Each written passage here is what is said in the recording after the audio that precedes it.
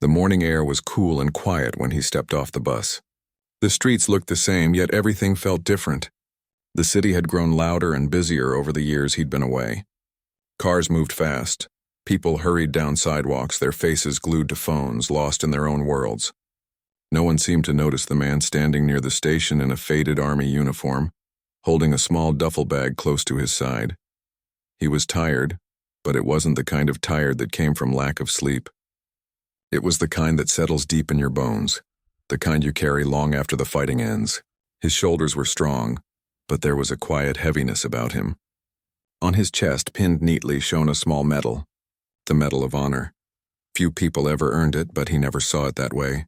For him, it wasn't a prize, it was a reminder of friends who didn't come home. He had been gone for years. When he left, his hair was dark and his eyes bright with purpose. Now there were gray streaks by his temples and lines around his eyes that told stories of long nights and hard memories. Still, when he took a deep breath, there was a trace of calm in his voice. He had made it back. He looked around the bus stop, trying to recognize something familiar. The bakery across the street had changed. The little hardware store he used to visit was now a clothing boutique. He smiled faintly, shaking his head. Time didn't wait for anyone, not even those who went off to war. He adjusted the strap on his bag and began walking down the street. His boots clicked softly against the pavement. Every sound, the car horns, footsteps, children's laughter from a nearby park, felt almost foreign to him. After years of hearing nothing but gunfire, shouting, and the thump of helicopters, this quiet noise of normal life felt strange. But it was good. It was peace. He stopped at a crosswalk and waited for the light to change. A little boy tugged on his mother's hand beside him, pointing curiously at his uniform. The mother smiled politely and whispered something to her son.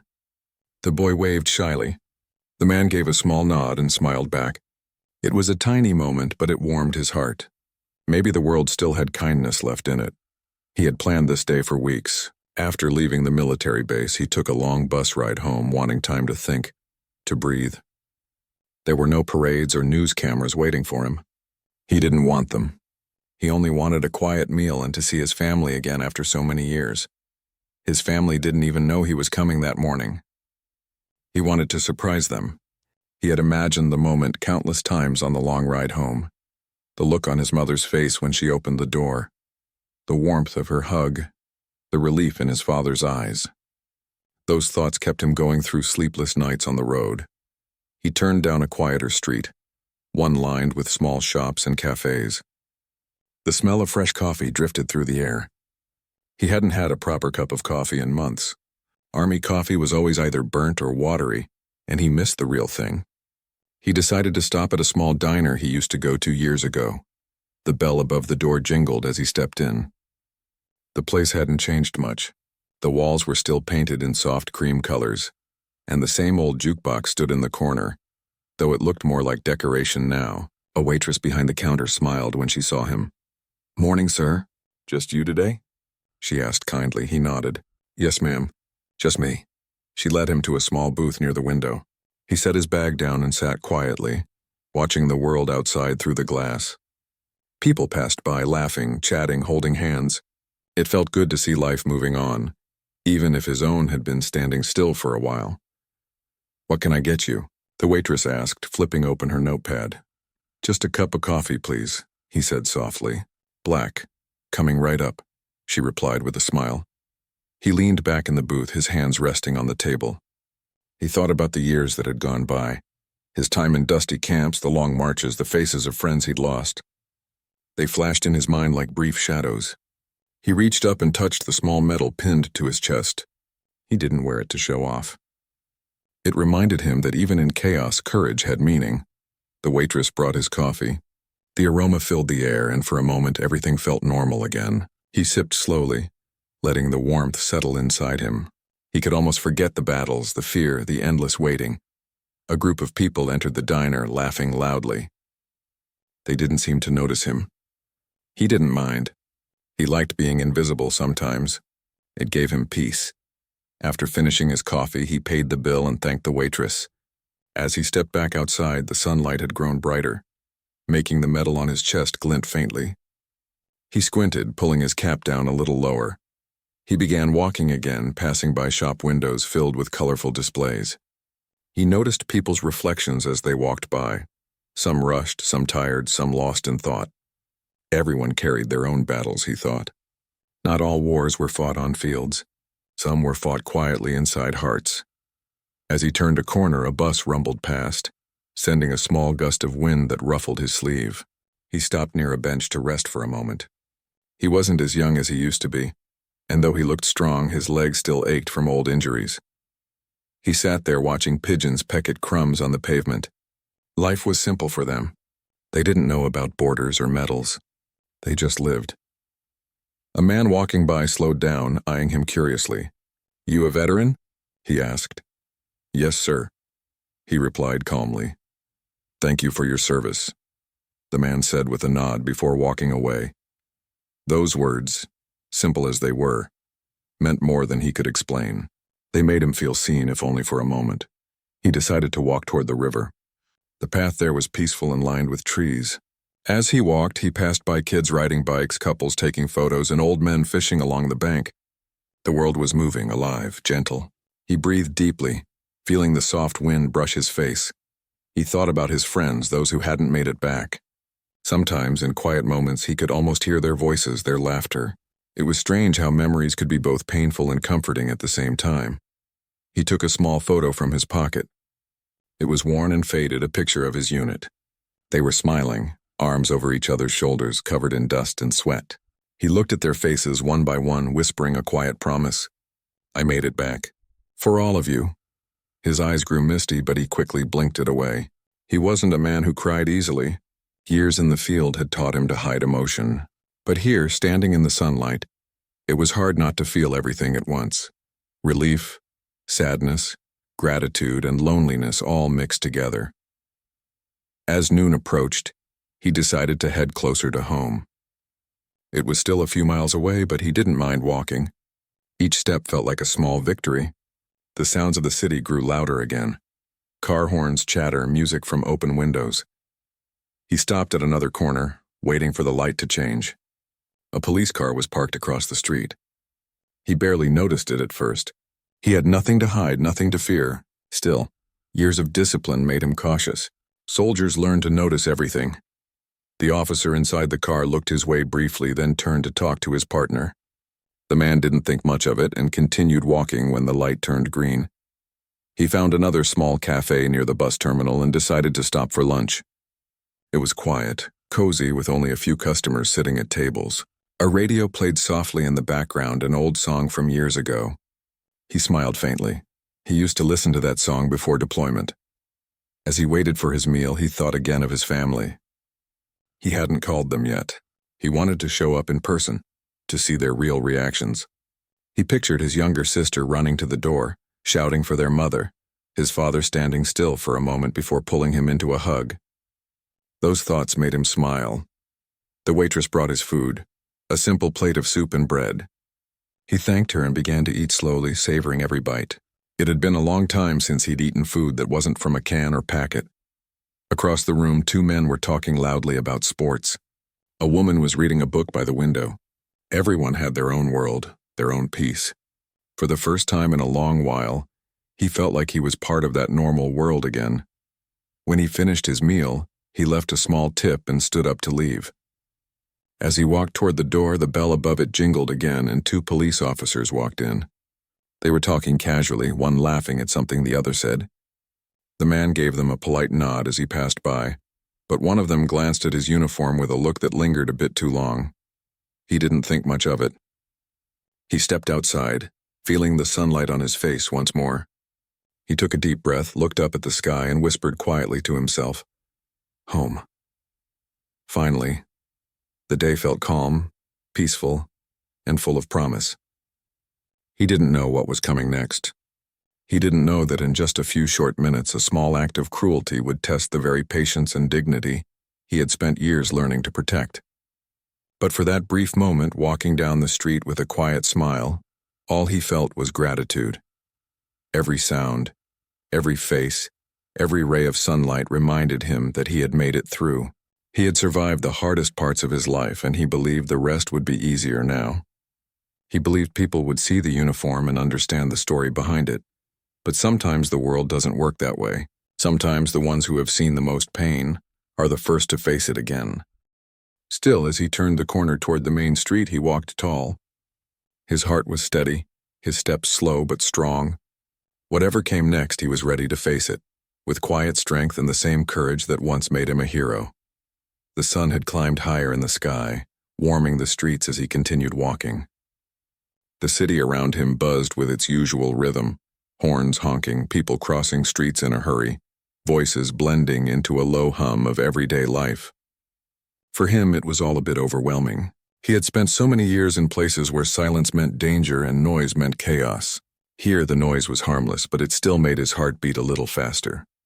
He walked past a small park, watching children chase each other near the swings. Their laughter made him smile. It was the kind of sound he had missed for years, the sound of peace. He stopped for a moment, leaning against a lamppost just to watch them. A little girl fell, scraped her knee, and started crying. Her father ran over, scooped her up, and dusted off her hands while comforting her. The man smiled quietly. He envied how simple it all looked. He continued walking, his boots scuffing softly against the sidewalk. He didn't know exactly where he was headed. His plan was simple: wander a bit, breathe, and then make his way home before evening. His mother's house was only a few neighborhoods away, but he wanted to take his time. After years of rushing through danger, he finally wanted a slow day. He noticed a few people glance at his uniform as he passed. Some gave polite nods, others didn't seem to care. He didn't mind. He wasn't wearing it for attention. It was just the only good set of clothes he had with him. He had worn it home because it carried a piece of everything he'd survived. After walking another few blocks, he decided to rest at a small diner. It was one of those old places that looked like it had been there for decades. Chrome trim, big glass windows, and a faded sign that said, "Open 24 hours." The kind of place where regulars knew each other's names and the waitresses remembered everyone's usual order. He pushed open the door, and a little bell jingled above his head. Inside, the air smelled of coffee and pancakes. A few customers sat at the counter. The cook was flipping burgers behind the grill, and the waitress was refilling cups. It was cozy, quiet, and ordinary. Exactly what he needed. He sat down at the counter and nodded to the waitress. "Coffee?" she asked kindly. "Yes, please." "Black," he said, smiling softly.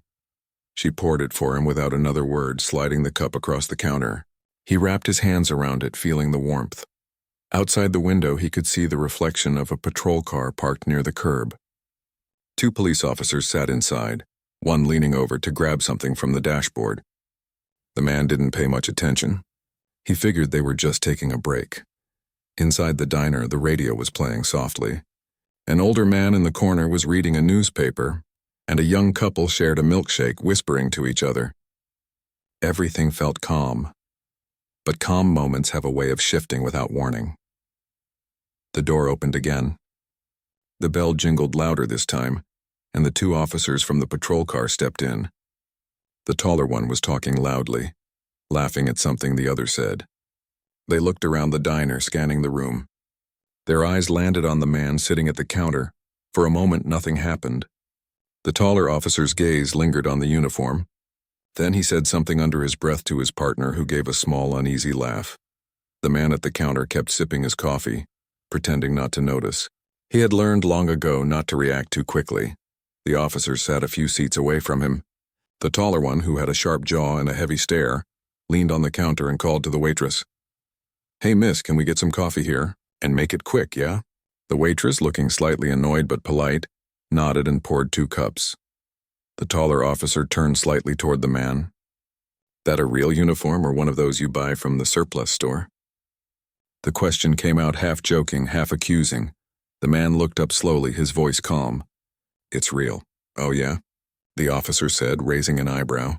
"You actually serve or just like to play soldier?" The diner went quiet. The waitress froze mid-step, unsure what to do. The man didn't react. He took another sip of coffee. "I served," he said quietly. "A long time," the officer smirked. "Sure you did." His partner shifted uncomfortably. "Grant, leave it," he muttered under his breath. But the taller officer, Grant, wasn't done. "You know, I've seen a lot of people walking around in uniforms they didn't earn. think they deserve respect for just wearing it. But it doesn't work like that, buddy. The man set his cup down carefully. His voice stayed even. You're right.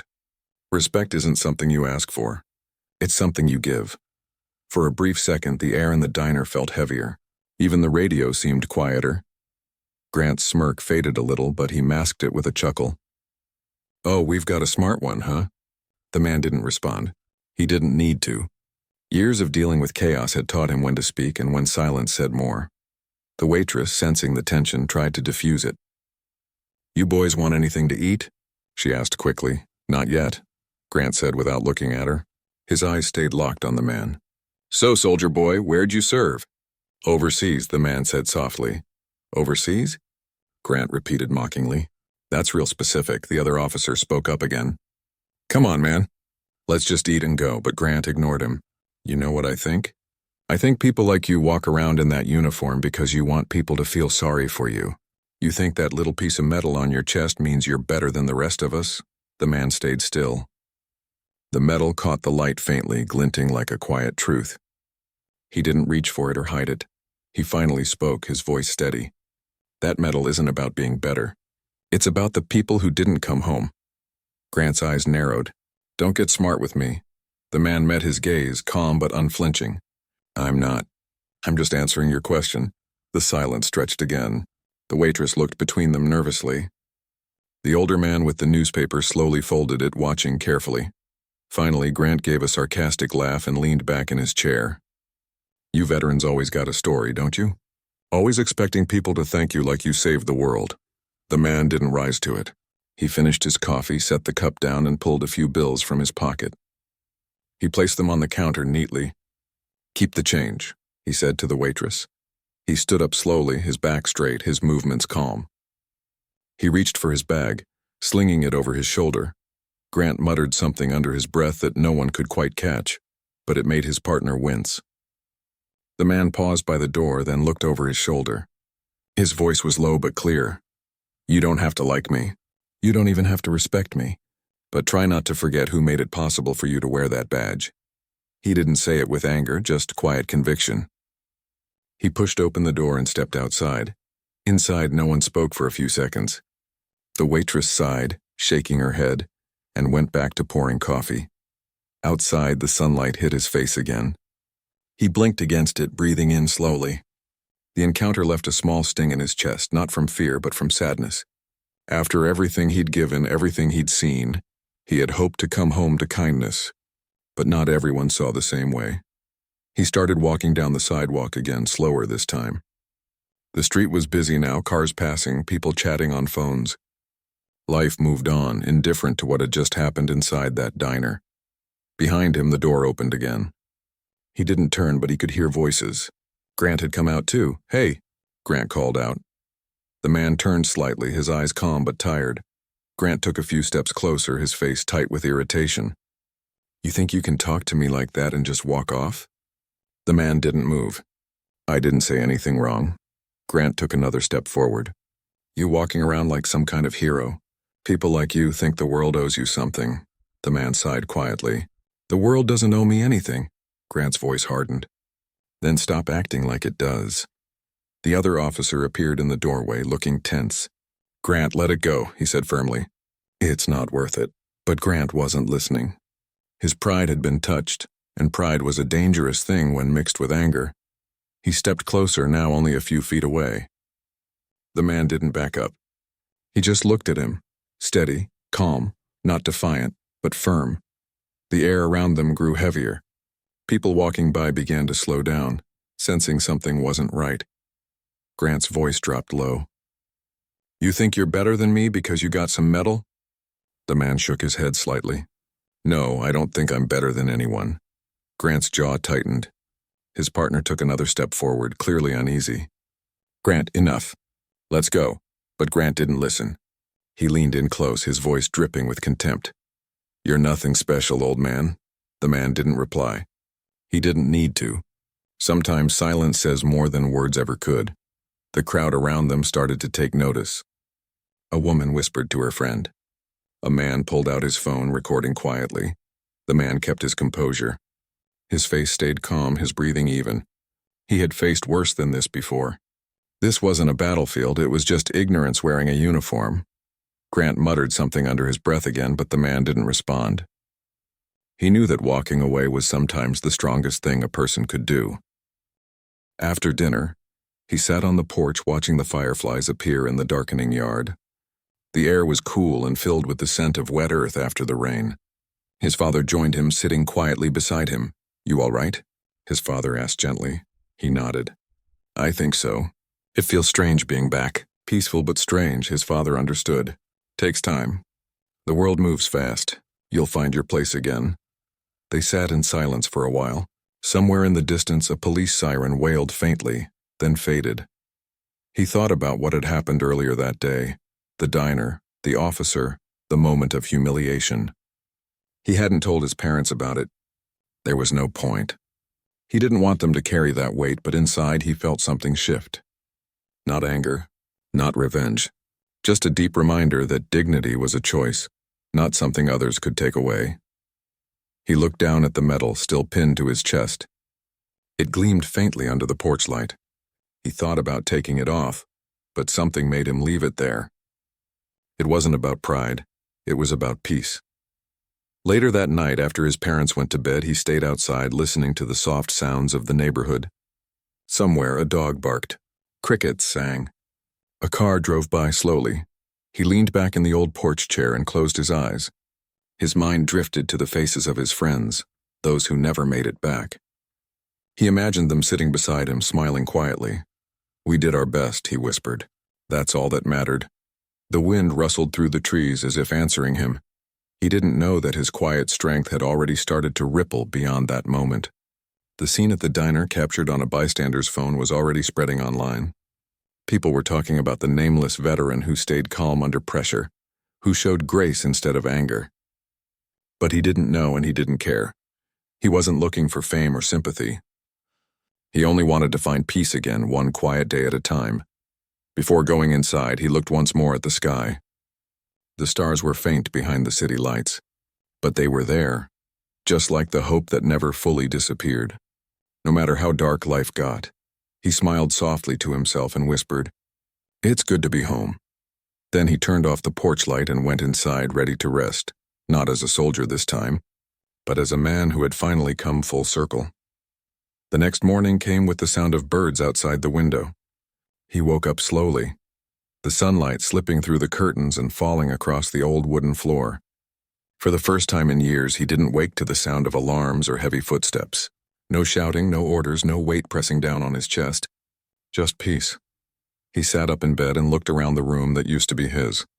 It still had some of his old things. The bookshelf with a few dusty trophies, an old flag folded neatly in a glass case, a photo of him and his parents on the dresser. Time had moved, but some things hadn't changed. His mother had already started breakfast. The smell of eggs and coffee drifted through the house. He smiled and stood, pulling on a clean shirt. As he stepped into the hallway, his father was sitting at the kitchen table reading the newspaper. "Morning," his father said, smiling over the rim of his cup. "Morning," he replied, sitting down. His mother came over with a warm plate of food. "You sleep all right?" she asked softly. "Better than I have in years." "That's good," she said with relief, brushing his shoulder gently before sitting down beside him. They ate quietly for a few minutes, the kind of peaceful silence that felt like home. After breakfast, his father folded the paper and looked at him thoughtfully. "So, what's next for you?" his father asked. "You plan on staying around?" He nodded slowly. "Yeah, I think I want to stay close. Maybe find some work here. Something simple." His father smiled. "You've earned simple." His mother added, "There's no rush, son.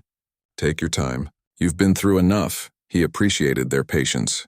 Most people didn't understand how long it took to come back. Not just physically, but inside. The noise of war didn't stop just because the fighting ended. It followed you home, whispered in quiet moments, showed up in your dreams. Later that day, he decided to take a walk through town. The air was warm and the streets were calm. He wanted to see what had changed, to get a feel for the place again. The old bakery was still there, though the sign looked new. The park where he used to play basketball as a kid had a new fence and a mural painted on one wall, a big, colorful piece showing kids of all backgrounds playing together. It made him smile. Maybe things really were changing. He found a bench near the park and sat for a while. A group of kids were playing nearby, their laughter carrying across the field. Watching them reminded him of what he had fought for. Not medals or recognition, but moments like this. Ordinary peace. After some time, an older man sat down at the other end of the bench. He looked over and said, "Haven't seen you around before. New to town?" "Not exactly," he said with a small smile. "I grew up here. Just been gone a while." "Ah," the man said. "Traveling?" He nodded. "Something like that." The man studied him quietly for a second, then his eyes fell on the small metal pin on his jacket. "You served?" "Yes, sir." The old man nodded respectfully.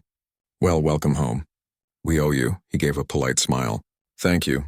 They talked for a while, nothing heavy, just stories about the town, how it used to be. The man spoke about his grandkids, the changes in the neighborhood, how the new generation seemed more open-minded. It gave him a quiet kind of hope. As they parted ways, the old man said something that stayed with him. "You know, life's funny. You fight all your battles out there, but the real ones start when you come back home." He nodded, realizing how true that was. The hardest part wasn't surviving war, it was learning how to live again. On his way back, he stopped at a local coffee shop. It was a small place run by a friendly woman with kind eyes. She smiled when he ordered. "You look familiar," she said. "Did you go to the high school nearby?" "I did," he said with a chuckle. "A long time ago." "Well, welcome back," she said warmly. "Coffee's on the house. Thank you for your service." Her kindness caught him off guard. He didn't expect people to recognize or thank him. But small gestures like that meant more than words could express. He sat by the window, sipping his coffee and watching the rain clouds gather again outside. He thought about how life could change so quickly, from chaos to calm, from pain to peace, and how fragile that balance was.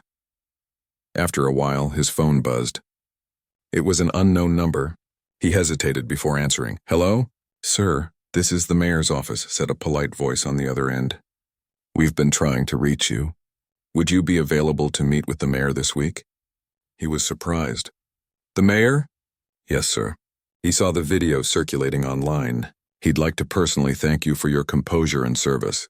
He blinked, confused. "Video?" "Yes, sir. A bystander recorded what happened outside the diner the other day. It's been shared all over. People are talking about how you stayed calm and dignified even when treated unfairly." He sighed quietly. He hadn't wanted attention. Still, he understood that maybe this was a chance to share something meaningful, something that might remind people about respect and patience. "All right," he said finally. "I'll come by tomorrow." When he hung up, he felt a mix of emotions. He didn't like being in the spotlight, but if his story could do some good, maybe it was worth it. That evening, when he told his parents, they were surprised but proud. His father said, "You didn't ask for this, but maybe it's life giving you a voice. Use it right." He nodded thoughtfully. "I will."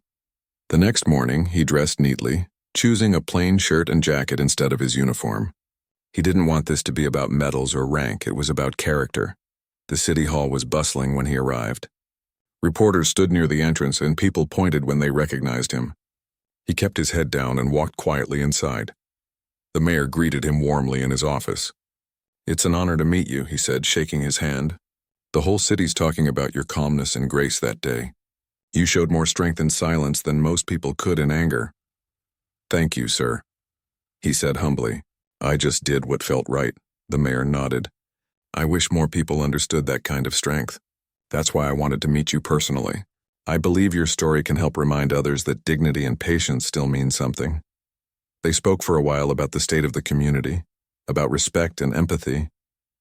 Before he left, the mayor asked if he'd be willing to speak at a local veterans event the following week. He hesitated but then agreed.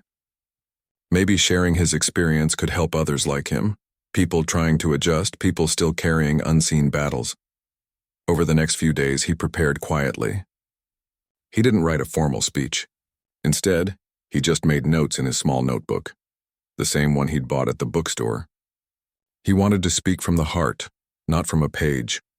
When the day of the event arrived, the town hall was filled with people, veterans, families, students, and local leaders.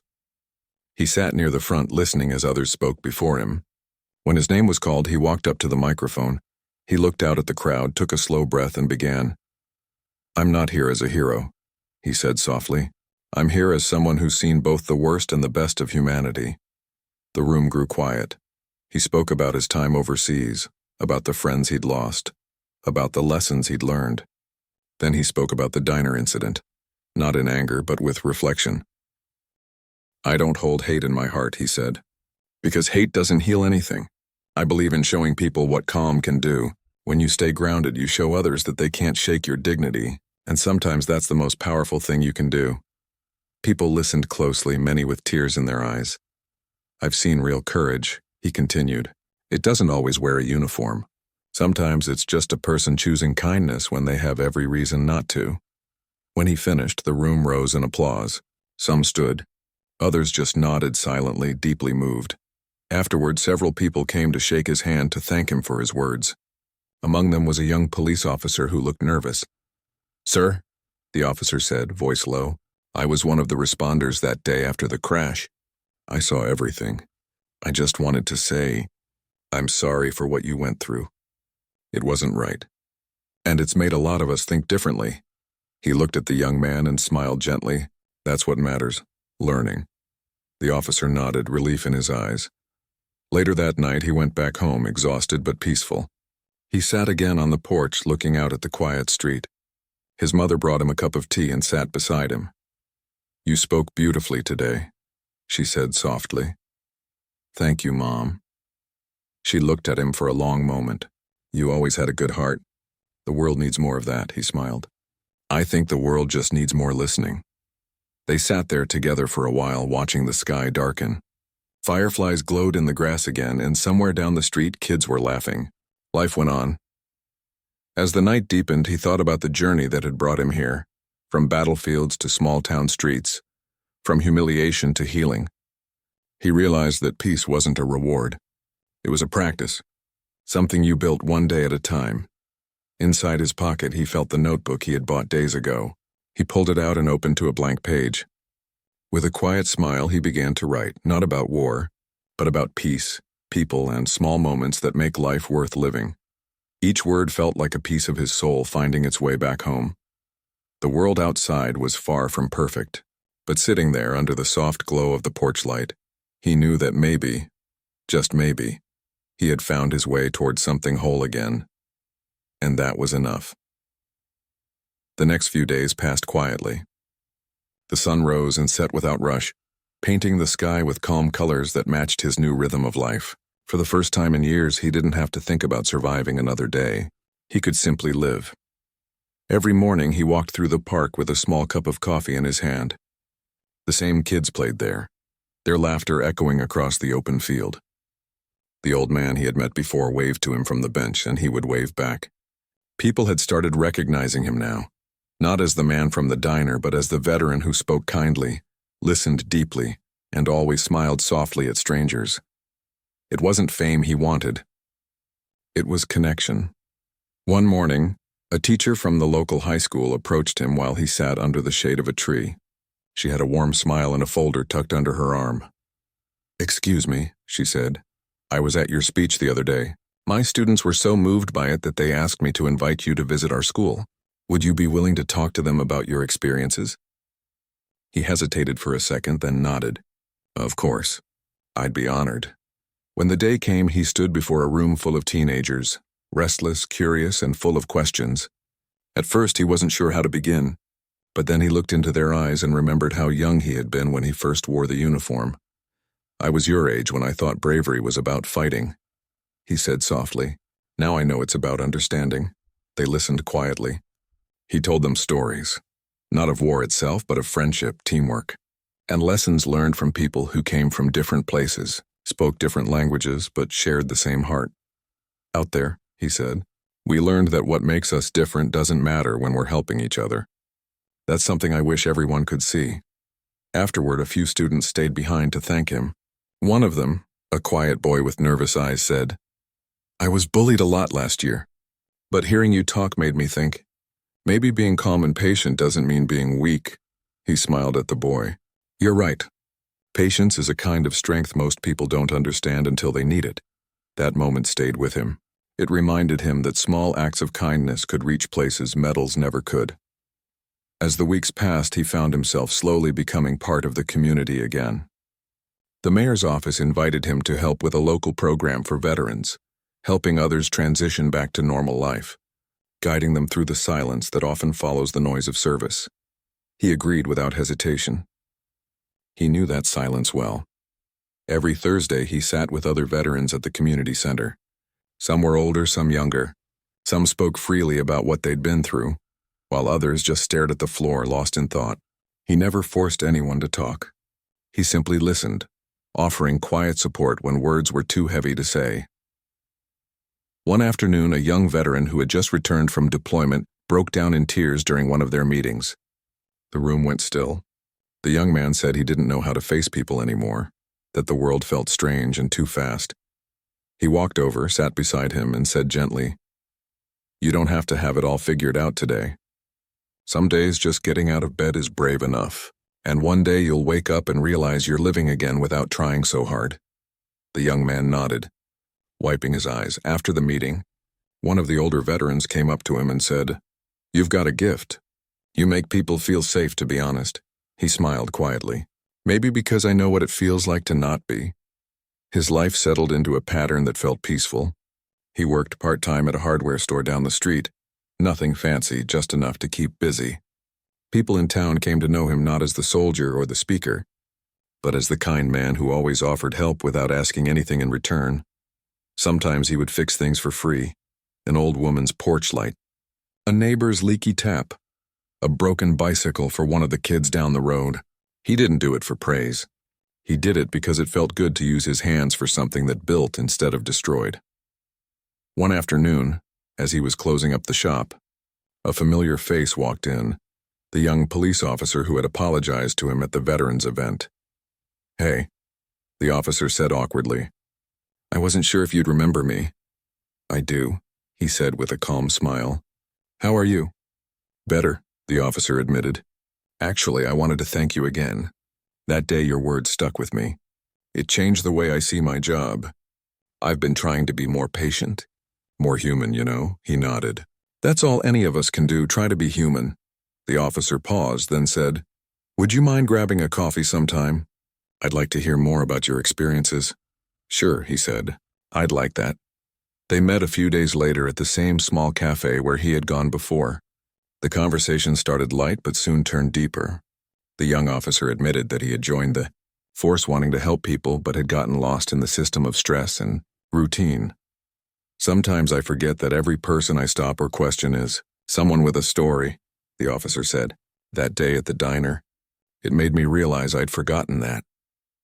He looked at the young man and said softly, "We all forget sometimes. The important thing is that you remember now." They sat quietly for a moment, both watching the rain outside. "You know," the officer said, "I found out that the man who mistreated you that day resigned a few weeks later. I guess the video made him think about his choices." He didn't respond right away. He just nodded thoughtfully. "Everyone faces their own lessons in time," he said. "Sometimes the hardest ones are the ones that make us better." When they parted, the officer shook his hand firmly, gratitude clear in his eyes. Life kept moving, gently and without rush. The seasons began to change, the leaves turning gold, then brown, and falling softly to the ground. He spent his evenings reading on the porch, writing in his notebook, or talking with his parents. They grew older, but their hearts seemed lighter now that he was home and safe. One Sunday afternoon, he took a drive to the lake outside town. It was a place he used to visit when he was younger. The water was calm, the surface shimmering under the soft sun. He sat on a rock near the shore, pulling out his notebook. He began writing again, about the town, the people, the lessons he'd learned. But this time his words weren't about pain. They were about gratitude. He wrote, "Peace isn't something you find. It's something you choose to build. One small act, one kind word, one moment of patience at a time." He smiled as he closed the notebook. That felt true. On his way back, he passed by the diner where everything had started. The windows were new, the sign repainted. He decided to stop for a moment, unsure why. Inside, a new owner was running the place. The atmosphere was brighter, the staff smiling. He ordered a cup of coffee and sat by the window, the same spot he had sat in that day. The memories came back, but they didn't sting anymore. They just felt distant, like an old movie he'd watched long ago. When he paid his bill, the young waitress smiled and said, "Thank you, sir. Come by any time?" He nodded kindly. "I will." As he stepped outside, he noticed a small memorial plaque near the entrance that hadn't been there before. It read, "Dedicated to those who teach peace through patience." Earned something after all. That evening, he walked home as the sun set behind the hills. The sky was painted in soft shades of gold and pink, and the air carried the smell of autumn leaves. He thought about everything that had happened, the pain, the patience, the unexpected kindness. Every piece of it had led him here. When he reached home, his mother was on the porch watering her flowers. She looked up and smiled. "Out for a long walk?" "Yeah," he said. "Just needed some fresh air." She nodded knowingly. "You always did your best thinking out there." He joined her on the porch steps. The evening he paused for a moment, touched. He didn't know if it had anything to do with him, but he smiled anyway. Maybe the world headlong was quiet except for the distant hum of cicadas. "You know," she said after a moment, "I used to worry so much about you, but now when I look at you I see peace, and that makes me happy." He smiled softly. "I think I finally understand what peace really means." His father joined them, holding 3 cups of tea. They sat together as the stars began to appear. The warmth of the tea and the closeness of family filled the space between words. As they sat there, he felt something deep inside him settle. The world outside was far from perfect, but he had learned that peace wasn't about perfection. It was about choosing calm even when you could choose anger. Before going inside, he looked up at the night sky. "You know," he said quietly, "sometimes the world gives you pain to remind you how strong you are. But if you carry that pain with grace, it turns into something beautiful." His mother touched his arm gently. "That's wisdom, son," he smiled. "No, Mom, that's life." Later that night, after his parents went to bed, he sat at his desk by the window and opened his notebook one last time. He wrote down his final thoughts for the day. The world will always test your patience.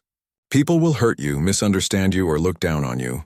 But if you stay kind, if you keep your dignity, life will always find a way to honor that. Maybe not right away, but it will. Because peace isn't just about what happens to you. It's about how you choose to respond. He put down the pen and closed the notebook, feeling complete. The next morning, the sun rose quietly over the town. The park, the diner, the coffee shop, the small streets, all were just waking up. He walked outside, breathing in the cool morning air. The world hadn't changed much, but he had. He no longer carried anger. He no longer felt broken. What had started as humiliation had turned into understanding. What had begun as injustice had led him to peace. And as he walked toward the horizon, the metal he once thought was just a piece of metal caught the sunlight and gleamed softly, no longer a symbol of war, but of grace, patience, and quiet strength. He smiled and whispered to himself, This is what victory really looks like." And with that, he kept walking, steady, calm, and finally free.